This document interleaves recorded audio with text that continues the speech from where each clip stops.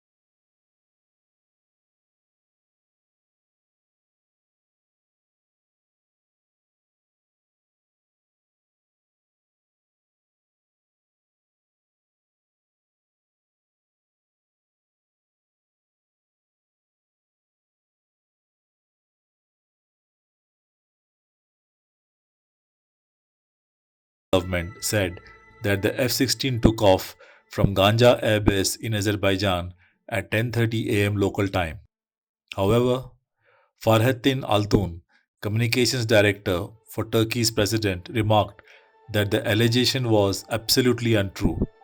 Azerbaijani officials called it another fantasy of the Armenian military propaganda machine. Earlier that day, Azeri Ministry of Defense and Armenian forces shelled the Dashkeshan region.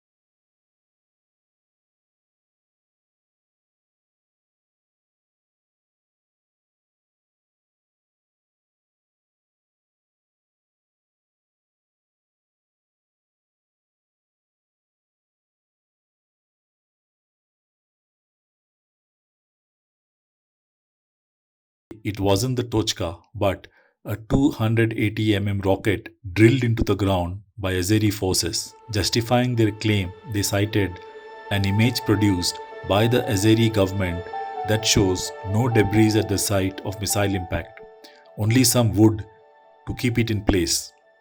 Armenia on October 5 called out Azerbaijan for spreading fake news. Having failed to achieve any success in the battlefield, the Azerbaijani side, on one hand, speaks about its imaginary gains, and on the other hand, spreads fake news on the shelling of Azerbaijani settlements by Armenia. The recent disinformation about the alleged strikes from the territory of Armenia to the Azerbaijani settlements is a case to point, Armenian Foreign Ministry said in a statement. The aim of this disinformation campaign is to cover up the massive shelling of the large settlements of Nagorno-Karabakh by Azerbaijan since the first day of the war, which resulted in many losses among the civil population.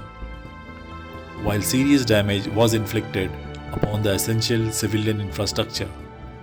With the spread of such fake news, Azerbaijan also prepares ground for the continuation of its criminal policy and for the extension of the geography of the war.